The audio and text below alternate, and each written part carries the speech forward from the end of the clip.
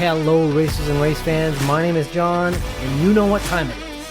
It's Thursday, July 17th, and it's time for episode 10 of season 2 of the Fort Garry Industries Maritime Pro Stock Tour Hot Pass podcast. And it's the big one. It's the IWK 250 coming up in 2 sleeps. Can't wait to be there. Can't wait to experience it again this year. It's our Daytona 500, really. And what a racing card they've got lined up for us. I mean, look, they've already started. Here I am taping this on Wednesday, July 16th, about 7:30 at night. And they're underway at Riverside with the Pro Stock Dash-4-Cash 5,000 to win. So that's underway right now. But listen, we've got a lot to cover. Although the FGI Maritime Pro Stock Tour has technically been on break for a couple of weeks now, 3 weeks now, I guess. Or no, 2, since the last one, the Wajax 150, which was also at Riverside. You've got my full review of that one in the last episode. So today we're going to focus on the action that has happened since then.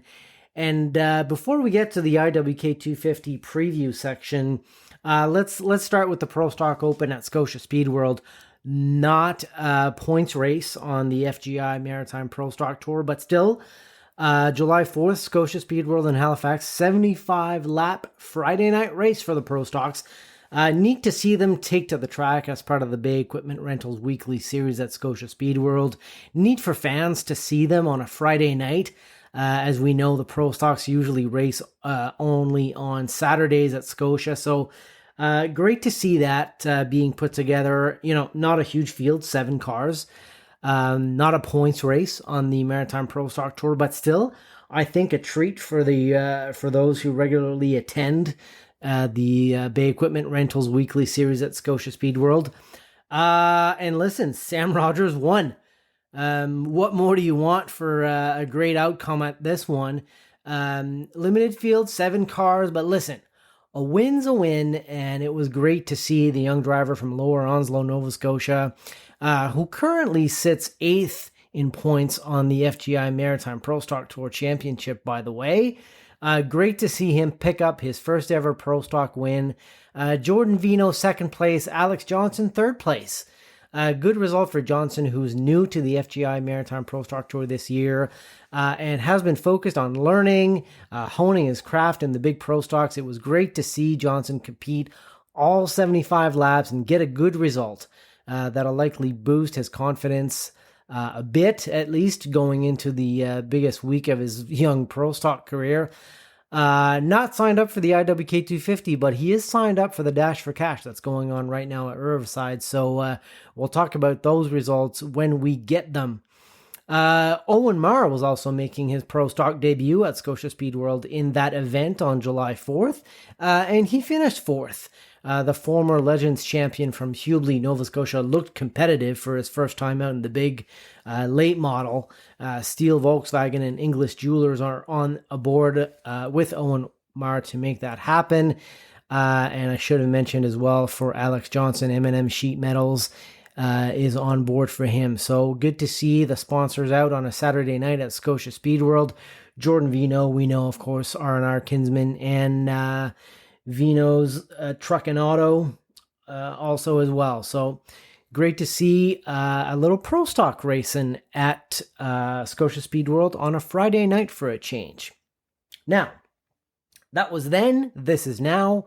As I said, we've got a field of 14 at Riverside right now competing in the first ever $5,000 to win 75-lap non-points race. 5,000 to win Dash-4-Cash going on right now.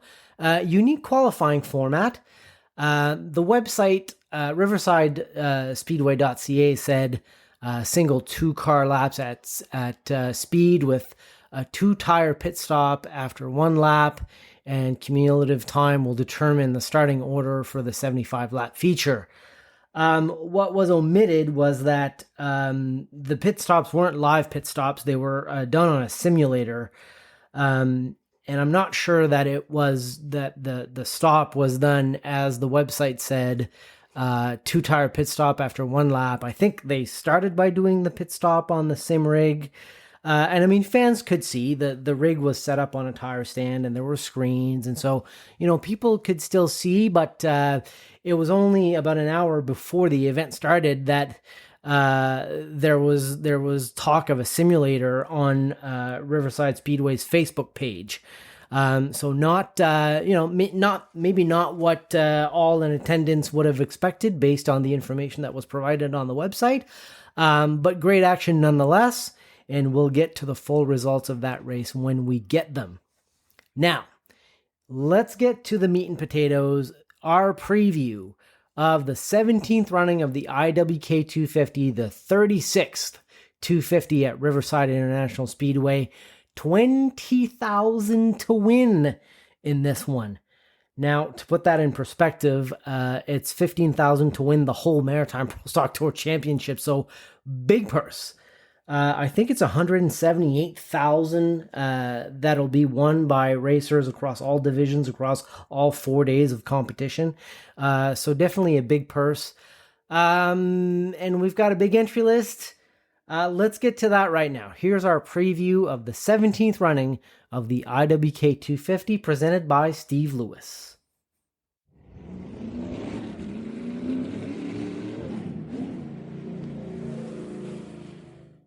All right, let's get to the meat and potatoes, the preview of the 17th running of the IWK 250 presented by Steve Lewis. 20,000 to win usually attracts a decent field of cars, and that will be the case again this year with 25 cars slated to enter the race. That's 5 cars less than last year's 30-car count, but still a stout field. You've got 3 former winners of the event, Dylan Blenkhorn, Craig Slonwhite twice, and Donald Chisholm. And your top 5 last year, to refresh your memory, was Slonwhite for the win, Jarrett Butcher second, Ashton Tucker third, Austin McDonald fourth, and Greg Proud fifth. Let's do it in numerical order as we usually do, which brings us to a guy who just won his last race, his first race in a pro, his first win in a pro stock, that being Sam Rogers from Lower Onslow, Nova Scotia. As I said, he just picked up his first win at Scotia Speed World on July 4th as part of the Friday Night Pro Stock Open. That was a non-points race, so that does not help him advance in the FGI Maritime Pro Stock Tour point standing, but a win's a win. So far this season, in the 3 races that we've had on the tour, Sam has finished 7th, 11th, and 11th. And is signed up for the IWK 250 coming on Saturday, and he's going to hope for a better day than last year, where he got wadded up in a heat race and didn't even get to start his first IWK 250 due to extensive damage. So we will wish much better luck to Sam and the Stephen Henderson Zero team. Hopefully these guys see the start of the race this year at the very least. And you never know what's going to happen if he's at the right place at the right time. So Sam Rogers is our first entry. Second entry is the 08 of Nicholas Noggle from Dartmouth, Nova Scotia. Nick finished 10th at the Nova Truck Center's 150 at Scotia earlier this year. In the only race he's taken part in on the FGI Maritime Pro Stock Tour this season. That said, he finished 6th in the IWK 250 last year, and we expect the Brycon construction team to be competitive in this year's race as usual. Nick is a racer that has honed his craft and has had the opportunity to do some racing south of the border as well, and has been with competitive teams down there. And there's no reason to expect any different from the 08 Brycon construction team going into the 17th running of the IWK 250 this Saturday. Our next entry is the number 1 of Ryan Messer from Harvey, New Brunswick. Finished 8th in last year's event.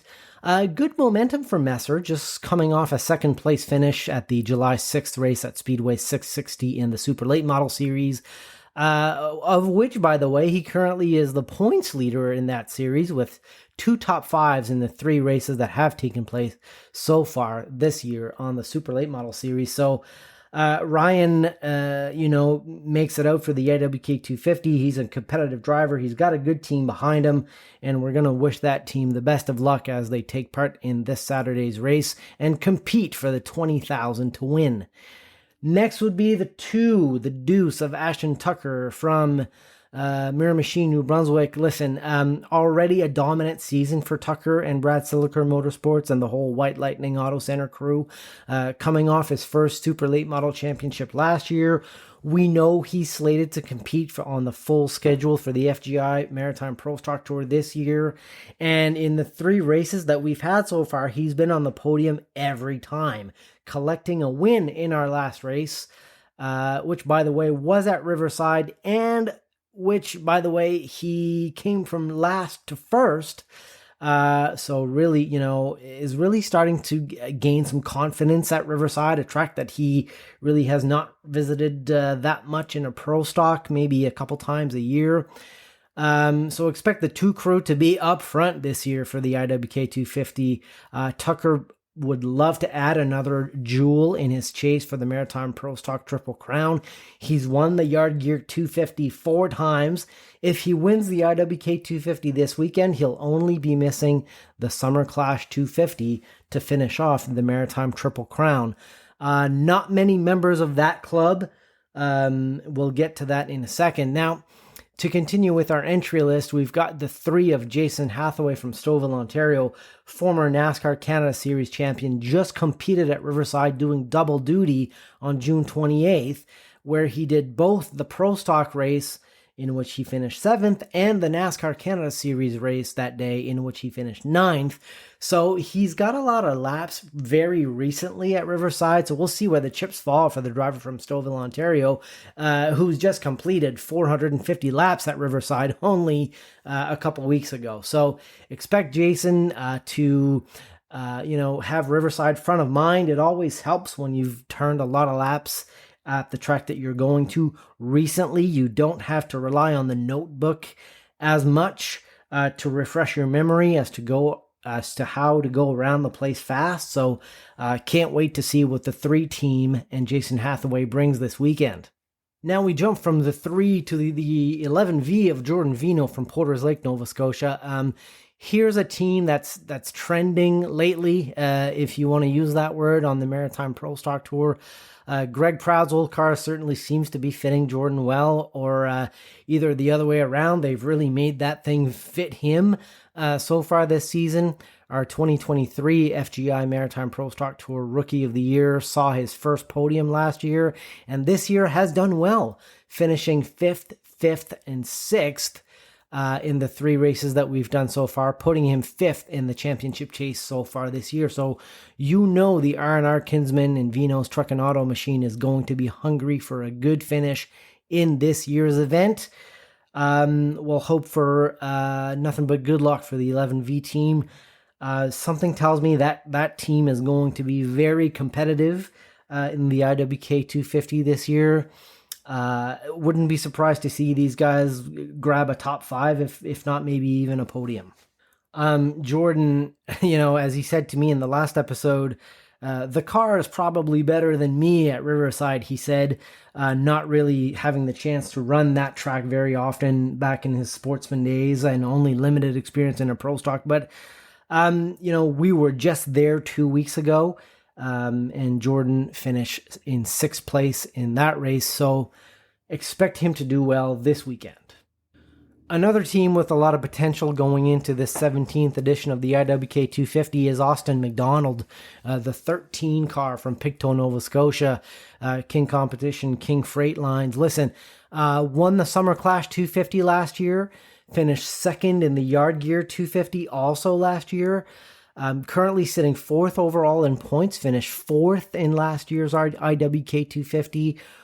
We know Rolly McDonald is a 250 winner at Riverside, so the team puts in that extra little bit of work to get ready for this one.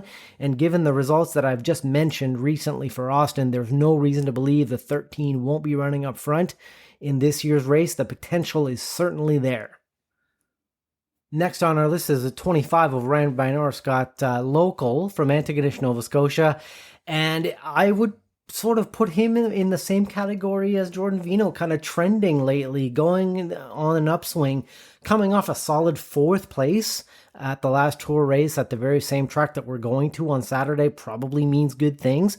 8th place in a 19-car field at the Nova Truck Center's 150 at Scotia earlier this year. Currently 7th overall in points on the tour. Brand new car works well for the 25 crew from Antigonish, and you know they'll be hungry for a good result in the biggest race of the season on home soil in Antigonish in front of their home fans. After the 25, of course, is the 25G of Gage Gilby from Enfield, Nova Scotia. Our 2024 Rookie of the Year on the Fort Garry Industries Pro Stock Tour is off to a good start for his 2025 campaign, despite some mechanical issues with finishes of 12th, 4th, and 5th. So far this year, that sees him sit 6th in the point standings so far. Probably not the result they had hoped last year in the IWK 250, crossing the line in 17th place, 7 laps down. Obviously some issues there, but the 25G crew will be bringing a new Hamke car to the IWK this year, so we'll be keeping an eye on him for sure. A bit of an updated livery on that new Hamke car, by the way. From the pictures I saw, it looks more like Braden Langel's 26 car, so now we'll have even more fun trying to tell them all apart between the white, red, and black 25, the white, red, and black 25G, and the white, red, and black 26. So good luck to all of us in the stands trying to figure that one out. And good luck to those who don't have a good view of the track and have to rely on the scoring tree, because if Ryan Van Orscott follows Gage Gilby or the other way around, you won't know if you look at the scoreboard because it only carries 2 digits. So you'll just see 25 and 25. Next on the list is the 26th of Braden Langell from Shubenacadie, Nova Scotia, the driver making a comeback to the FGI Pro Stock Tour this year. Langell has not looked out of place in his comeback. In 3 races on the tour this year, he's finished 6th, 7th, and 14th, but that 14th place came as a result of a crash on lap 142 of the Wajax 150 at Riverside. That resulted in heavy damage to that race car, but it's been mended, and it will be ready for the IWK 250 this weekend. Let's not forget that Langell has turned a lot of laps at Riverside, so look for the Coldstream Clear Distillery ride to be competitive on Saturday. And what I mean by that is, for those of you who don't know, and that included me up until February of this year, Braden actually worked at Nova Racing in 2018. Before he got his Pro Stock ride, they got him to test the IWK Cat Car for Kids for the NASCAR stars. So, Mark Martin walks to the track and says, "Hey kid, how's the car working today?" And Braden goes, "Well, I don't know. I've never really driven a Pro Stock before, but I guess it works." So Braden is somebody who, let's not forget the previous experience running a full season on the tour before this and running a lot of laps at Riverside specifically.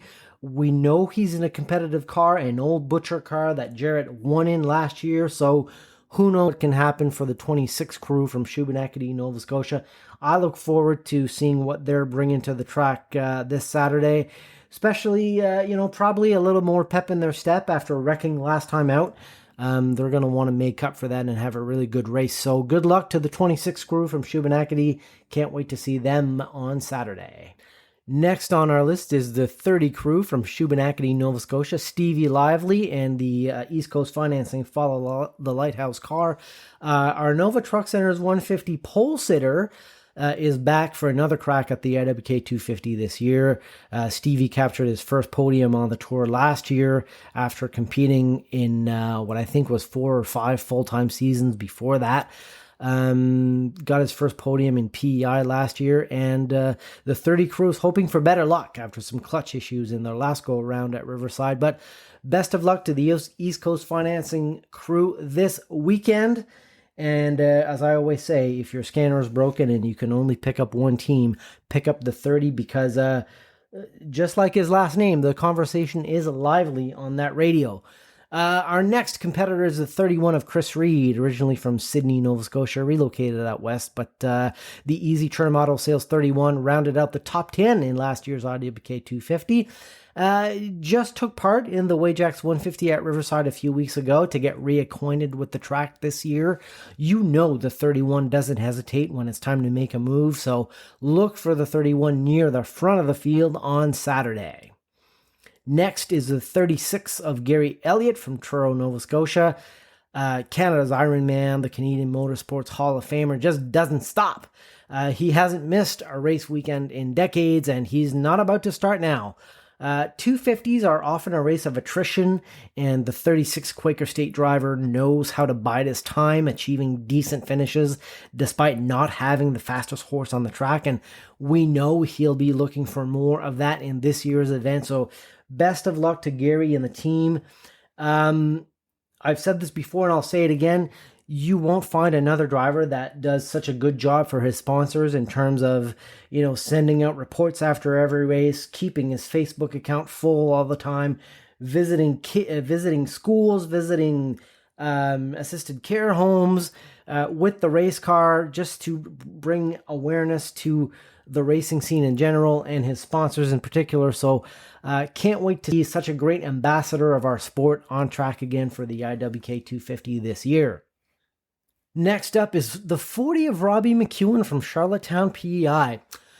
Finished 7th in last year's IWK 250, by the way, before going on to win the very next tour race the following weekend at his home track at Oyster Bed in PEI. So the weekend will be the start of McEwen's season on the FGI Pro Stock Tour this year, and he's had a decent finish so far this year already with a 6th place finish in the Super Late Model Series at Oyster Bed last month. So we look forward to seeing the Beaton Racing, Ryson Construction crew back in the pits at Riverside this year. Robbie, always has time for everybody. One of the most genuine people you'll ever meet, and just all around great, nice guy. Can't wait to see him back on track for the IWK 250, and great to see that crew make the trip from PEI for this one. Next up is the 42 of Kyle Reed from Fort McMurray, Alberta, the brother of Chris. The Robbie's Towing 42 is another one that's not afraid to make a move and keep things exciting, always battling for position. The driver from Fort McMurray finished 12th in last year's IWK 250. Listen, it was a 30-car field, so, that still gets him in the top 50% of finishers. And he, too, recently took part in the Wajax 150, to reacquaint himself with Riverside Speedway this year. So can't wait to see what Chris and Kyle bring to the action this year. Now, I always like discovering new drivers, and the IWK 250 gives me opportunity to do that pretty much every year. And this year, a new one for me is going to be Jake Sheridan, the 52 from Mount Bridges, Ontario. He will be making his IWK 250 debut at the wheel of his 52 car, in which he regularly competes in Ontario's APC Late Model Series, where he recently won, by the way, this year, and currently sits 2nd overall in points in that series after 5 races in that championship. Now, he's only 11 points behind APC Late Model points leader Josh Stoddy. Does that name ring a bell? Yes, Josh took part in last year's IWK 250 for the first time, and by all accounts loved his experience despite a disappointing end to his race, being rear-ended on a restart wreck that saw the radiator get knocked out of his car. But despite that, obviously Josh went back to Ontario and had great things to say about the IWK 250, because this year it's convinced the 52 of Jake Sheridan from Mount Bridges, Ontario to join us. And like I said, he's just recently won a race on the APC Late Model Series, and he's 2nd in points overall after 5 rounds. So expect the 52 to be competitive. That team is not coming just to ride around and see the sights. Next is the 54 of Jarrett Butcher, your defending 2024 FGI Maritime Pro Stock Tour champion and current points leader. So far this year, he's finished 4th, 2nd, and 2nd. After last year's heartbreaking 2nd place finish in the IWK 250, Jarrett wants it bad this year, and the 54 car will be near the front of the pack. The question is, where will he be when the checkered flag flies? I mean, Jarrett, the monkey's off his back in terms of winning the series championship. He did that last year. Actually, you can turn the clock back further a little bit and say the monkey's off his back in terms of winning a race, period, because he also did that for the very first time last year. So he knows what winning is like. He knows what winning a championship is like, but he wants that IWK 250 so bad. You want to win the Stanley Cup, which, you can argue he's done by winning the championship last year, but you also circle the big games on your calendar, and you want to win the big games, not just the trophy at the end of the year. So this is the big game for Jarrett. This is the one he wants to win, so I can't wait to see what the 54 will bring to the action this year. After the 54 is the 56 of Josh Collins from Jerseyside, Newfoundland. Not a regular on the tour anymore, but no stranger either. I mean, the driver from Newfoundland finished 14th in last year's event, and he'll be making his return to the Fort Garry Industries Maritime Pro Stock Tour at the IWK 250 this season. We know the team, JCR, has lots of experience in late models in Atlantic Canada and the NASCAR Canada Series level, so we look forward to seeing Collins back on track on Saturday. One of those teams that, if they play their cards right and if they're at the right place at the right time, could do very well. So don't sleep on the 56 either. Speaking of don't sleep on, the next one is the 67 of Dylan Blankhorn. Of course, Dylan needs a little introduction. He is a former IWK 250 winner. That was in 2017. And he is also a former FGI Maritime Pro Stock Tour champion. That was in 2019. And he did finish third at the Summer Clash 250 just last year. Black Betty doesn't come out as much as she used to anymore, but when she does, she is competitive. So don't sleep on the 67 on Saturday. Like I said, Dylan is at a stage in his late model career where he picks and chooses which races he wants to do, and it's usually the big one. So no surprise to see him come out at the Summer Clash 250 last year.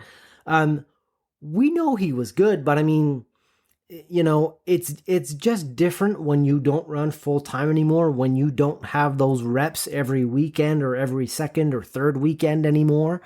But it just goes to show that, guys like Dylan, guys like Craig Sloan-White, they don't, I don't know. Is it like riding a bike and they just get right back on it? I don't know. But these guys just get right back in it and they're competitive. And I expect that to be the case for Dylan this Saturday. Next, we've got the 83 of Corey Hall, Jellicoe, New Brunswick. He's listed on the Riverside website as being from Plymouth, Nova Scotia. Take your pick. Both can apply if you want. Listen, if you ask anyone who's the guy to beat this year, you shouldn't be surprised to hear the 83 of Corey Hall is the answer. He's competed in one Super Late Model Series race this year, and he won it. And he won 2 out of 3 races on the Fort Garry Industries Maritime Pro Stock Tour so far this year. He's another one that has won a lot of big races, but not the IWK 250. Even won at big tracks and big races down south of the border. If you think just last winter, Corey walking away with a big win at the World Series of Asphalt. So, the King Competition crew circled this IWK 250 on their calendar a long time ago. And unless there's an issue, the 83 should be in a position to podium, if not win the thing. Next is the 88 of Russell Smith Jr., the driver from Lakeside, Nova Scotia. Nova Racing, of course, is home at Riverside International Speedway. Listen, you heard him say it on my last episode, and I quote, "Last year was a write-off." After many years of being near the top of competition on the tour, last year, to use his words again, a write-off. I think he's being a little hard on himself because he did run well at times and did achieve some decent results, but just not that consistency of being near the top of the board every single weekend as we've seen before. So this year, this is what the results say after 3 races: 10th, 12th, and 10th. That being said, though, the results don't tell the whole story. I mean, Rusty has looked competitive and has run near the front at times. Just look at the last race, the Wajax 150 at Riverside. And Nova Racing did relatively well in the IWK 250 last year, with Donald finishing 9th and Rusty 13th. Again, that was a 30-car field. In a 15 or 16-car field, that's not great, but P13 in a 30-car field is nothing to sneeze at. So, wouldn't it be something if this was the ultimate turnaround for the 88 this season? Just to shake it all off and do well at the IWK 250 at home would be, I think, is that maybe the reset button that's needed there.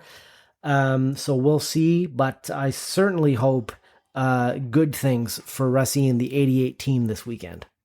Well, after 88, it's 89, isn't it? Former IWK 250 winner Donald Chisholm, former Maritime Pro Stock Tour champion. He owns the track. Again, finished 9th last year, as I just said. Had a strong run in the Wajax 150 that we just did a few weeks ago. Led the most laps, as a matter of fact, until he got wadded up in a racing incident later in the race. What will Donald do this year is the question at the IWK 250. So what the last race has shown us is that there is speed in that car. There is good long run speed in that car. I think that it's just going to be a matter of executing on the old age formula of pick your time to go, save your stuff until that time. And when you go, you better make sure that you use your halfway brake to get the car where you want it. And that you know how to pick your way through the pack, and we know Donald does. So that, I think, is the story going into it for the 88 and 89, the Nova Racing team. Before we move on to the 99 of Craig Slonwhite from Terrence Bay, Nova Scotia. Your 3-time back-to-back Maritime Pro Stock Tour champion for 2021, 22, and 23 is also your 2-time back-to-back IWK 250 winner in 23 and 24. But John, you can't expect miracles here. I mean, this is going to be his first race on the Pro Stock Tour this year. Well, the IWK 250 was his first race on the tour last year. Will he make it 3 IWK 250s in a row? To me, that is the big story of the race this year. There are a lot of other subplots, but I think that certainly is what I'll have my eye on, is Craig's performance in the race this year. Is the Dash-4-Cash going to tell us a lot tonight or not? I don't know. I just hope he doesn't wreck his car. And after I'm done this, we're going to go to the results of the Dash-4-Cash, which is happening again right now at Riverside International Speedway. And now I know what you're thinking. So he could be a 3-time consecutive winner of the IWK 250. So naturally the question is, has anyone ever done that? And if so, who? Well, the answer is yes. Don Biderman won 3 straight 250s at Riverside in 1979, 80, and 81. So that was before the IWK 250 era. And of course, Scott Fraser won 5 straight from 1994 to 1998. Again, before the IWK 250 era. So the great Junior Hanley has 2 in a row, 1991 and 1992, but not 3. So will Craig get 3 in a row? Don't forget, he also won the Junior Hanley Pole Award last year by being the quickest qualifier. So, Junior Hanley, will he beat Junior Hanley by getting 3 straight victories in the IWK 250? Is he going to pick up the fastest qualifier award again this year? To be seen, but he's thinking about it, and it's part of the reason why he's doing it. Not many people can say they've had 3 consecutive Pro Stock Tour championships and 3 consecutive IWK 250s.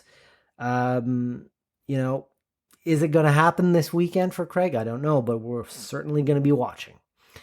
Last but not least is going to be the 25 and last car, and that's number 25. And I saved him for last. He's not in numerical order because I just finished with 99, I know, but I saved Bubba Pollard from Sonoya, Georgia for last.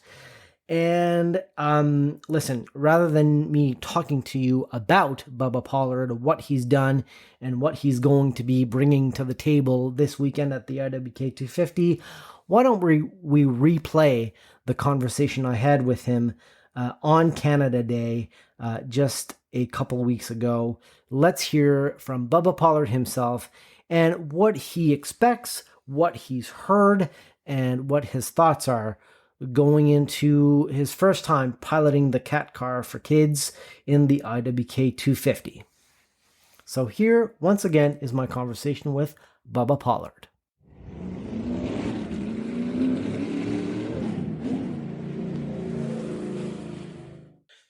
Well, as promised, we have a very special guest on the show tonight. After the likes of Mark Martin, Brad Keselowski, Joey Logano, Kenny Wallace, and many more, the IWK Cat Car for Kids will be driven by none other than Bubba Pollard this year.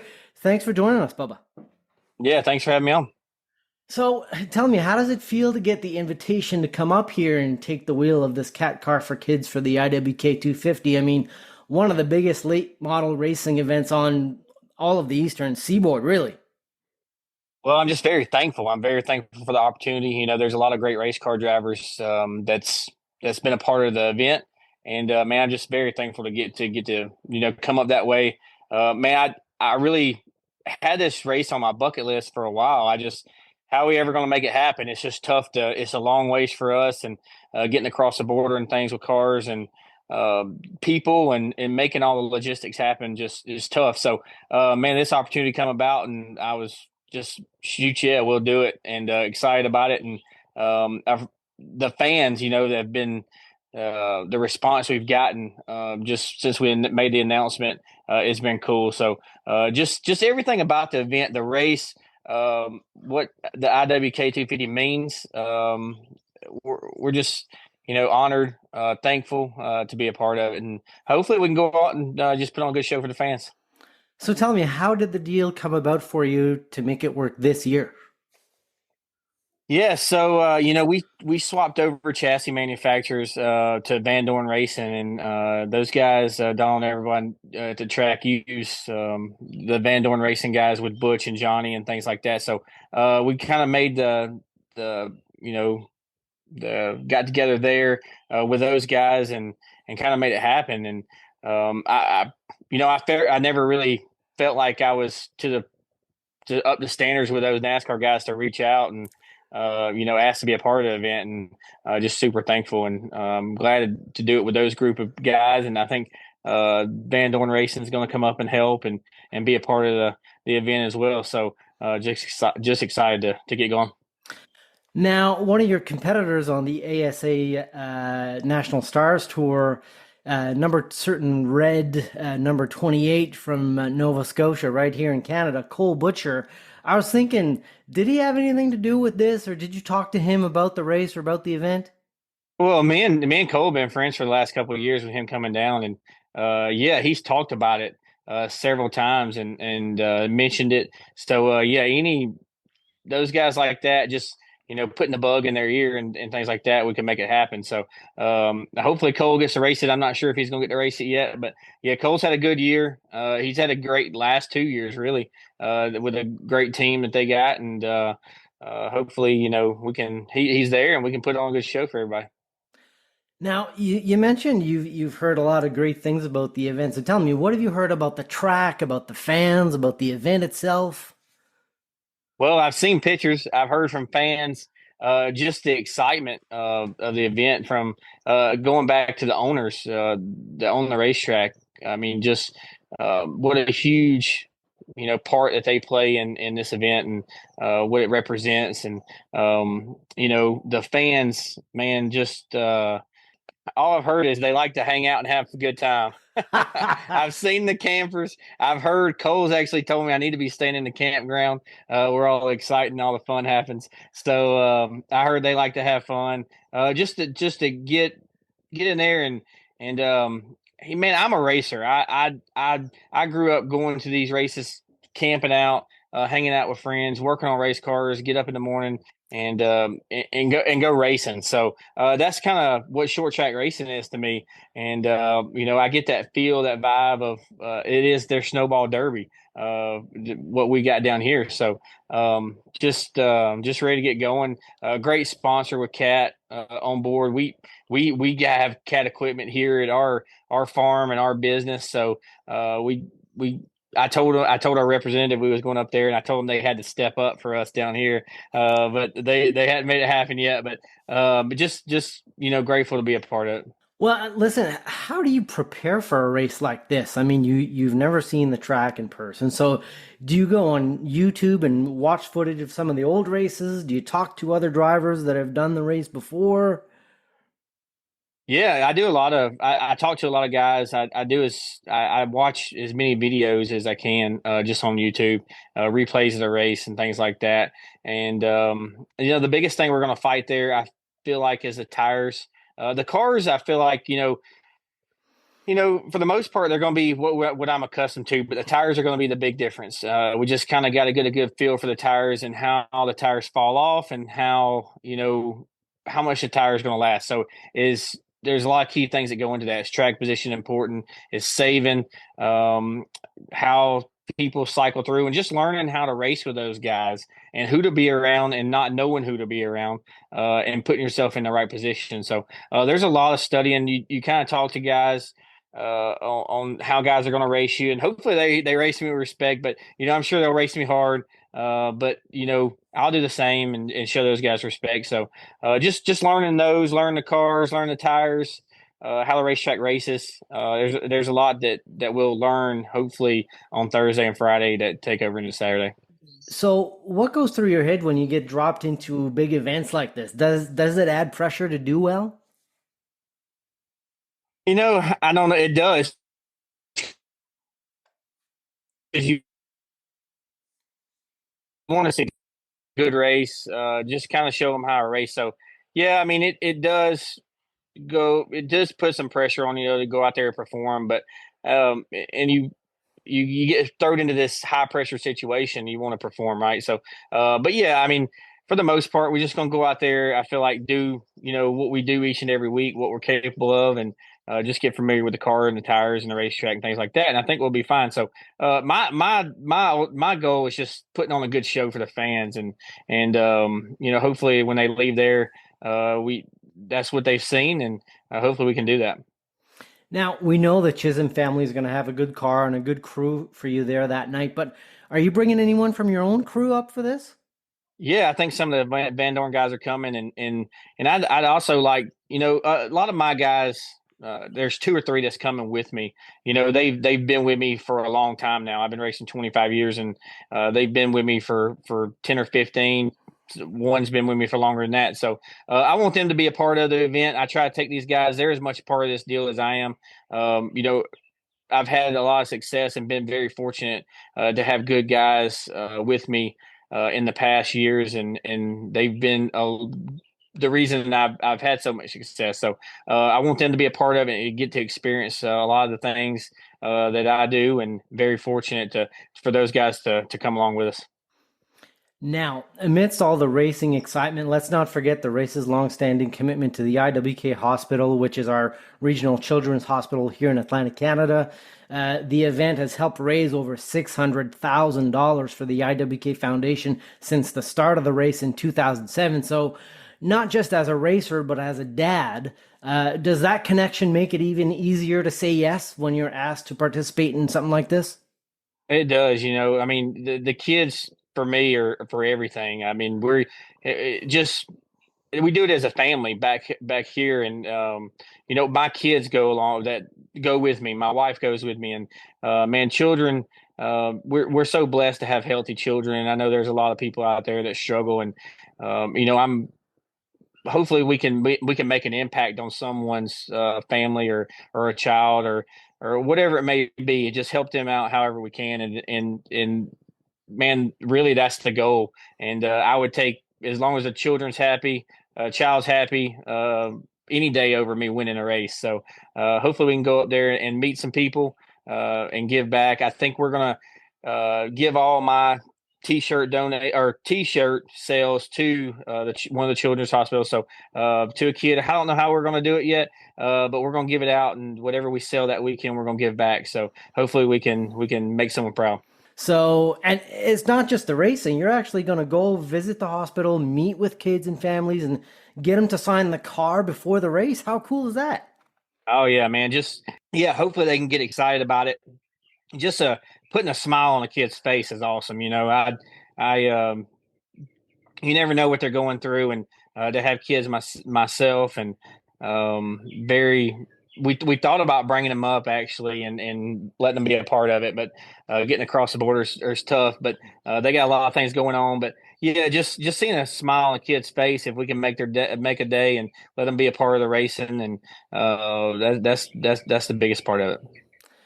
Well, listen, Bubba, we look forward to seeing you up here soon. And I know the kids and families at the IWK hospital are looking forward to meeting you, signing the car. Race fans are beyond excited to have you up here. And I know the grandstands are going to be packed. Before I let you go, do me a favor, bring that Georgia sunshine with you, please. Yeah, it's nice out. It's good and hot right now. It's been upper 90s, so we're having a good time, and hopefully we can have some good weather up there then. Well, thanks for doing this. Can't wait to see you on July 19th at Riverside International Speedway for the 17th running of the IWK 250 presented by Steve Lewis. Bubba Pollard, thanks again, and we'll see you on the 19th.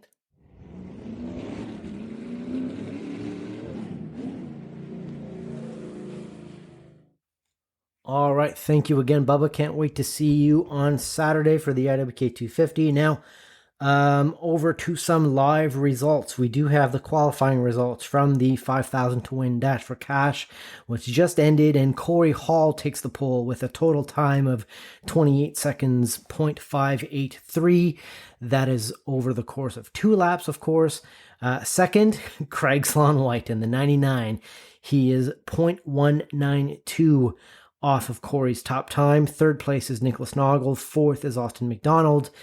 Kyle Reed takes P5, and Jake Sheridan of Mount Bridges, Ontario in the 52 takes P6 in qualifying for the Dash-4-Cash. Told you these guys weren't coming here to mess around. Very competitive team from the APC Late Model Series in Ontario. P6 in a track that he's never raced at before, and he's up there with some big names of the sport. P7 goes to Ryan Van Arscott, followed by Donald Chisholm, Russell Smith Jr., and in 10th place, rounding out the top 10 in qualifying, is Tyler Tanner. Who is Tyler Tanner, and why is he in the 54, which is Jarrett Butcher's car? Don't worry, Jarrett will be back in the car for the 250. Tyler Tanner is in the car just for the Dash-4-Cash this evening. Who is Tyler Tanner, and why is he in Jarrett Butcher's car tonight? Well, Tyler Tanner, of course, has a connection to Cole Butcher. These two were on the same team when Cole won his first Oxford 250 in 2022, I want to say. And Tyler has also competed in the NASCAR Craftsman Truck Series, as well as the NASCAR K&N Series. Currently is running the Pro Late Model division of the Cars Tour.